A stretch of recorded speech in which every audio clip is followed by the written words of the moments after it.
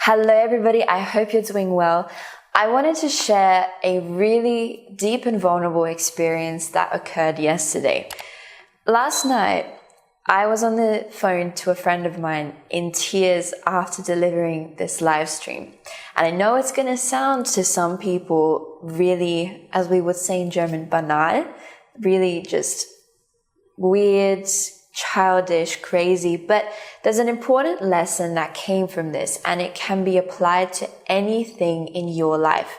It's not the situation itself, it's the lesson and the realization that came from it. And I realized that yesterday I faced a huge fear and more so actually broke through a wall that I had set as an obstacle for myself a long time ago. So what happened? I was asked to do a live training in this coaching group, which is basically it's this group of entrepreneurs or group of coaches who just have been accredited as coaches, and they invite guest speakers to deliver, on topics that are going to be relevant to these people and that are going to serve them and bring value. And I love doing stuff like that. I love public speaking and delivering my message. But to be honest with you, I didn't realize this before, but I said yes for the wrong reasons.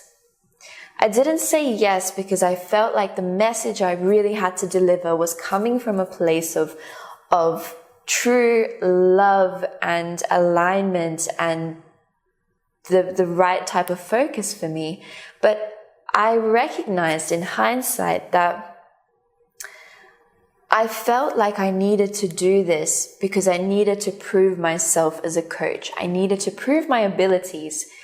And it was quite a shock for my system and for my ego to realize amidst my tears afterwards why I was doing that. And so what happened was, I had set all these expectations up for myself. I wanted to prove something. And my first thought afterwards was, why?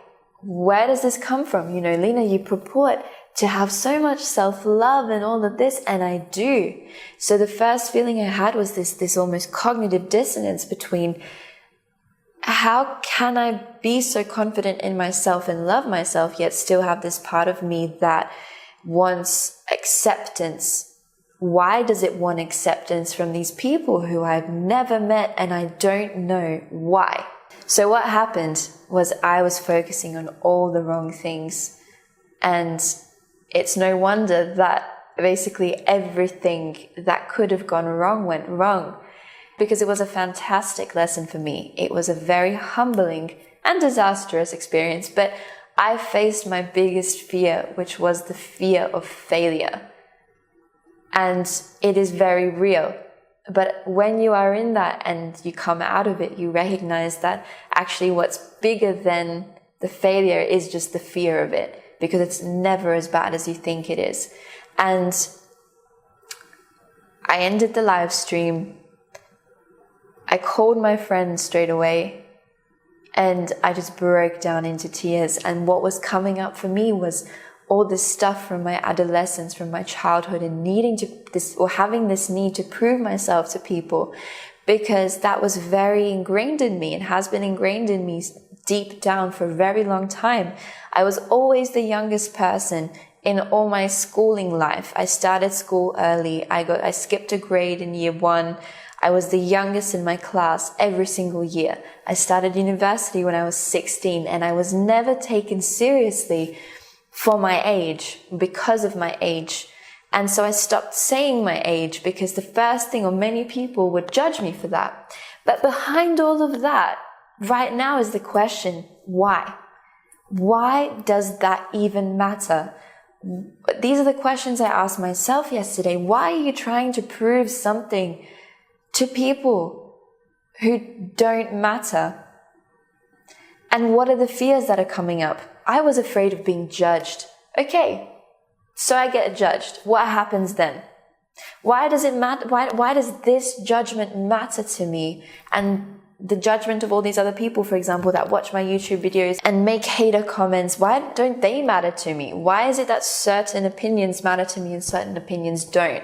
And yesterday I received a much needed slap in the face from the universe, from reality, which really showed me my human side. And most importantly, was like a lightning bolt of clarity that showed me, yes, Lina, this is you stuffing up. This is you doing something that you are really good at, that you know you can do, and still stuffing it up and making mistakes, and that's okay.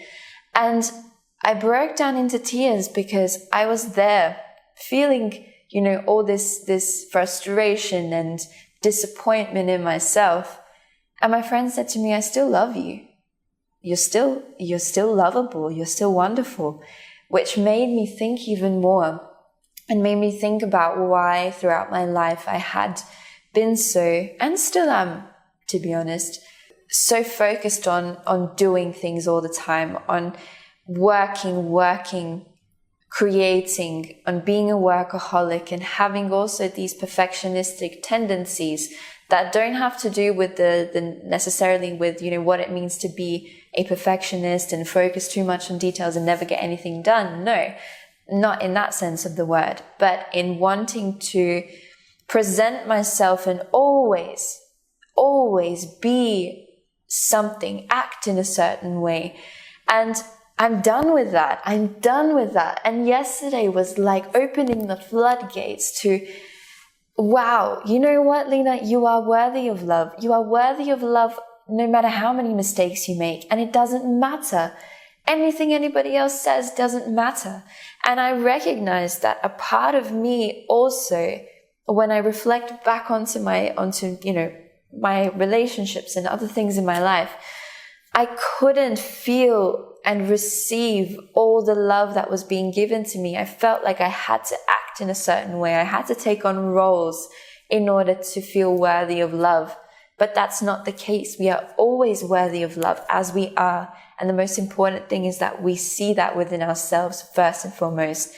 It's important that we look into the darkness, see our shadow side, see all the parts of ourselves that we don't think are worthy of love, and realize that they make us just as human as all the wonderful parts, the things that we have labeled as being wonderful. You are wonderful with all of your imperfections, and you're gonna fuck up, and you are worthy of love even amidst those fuck ups.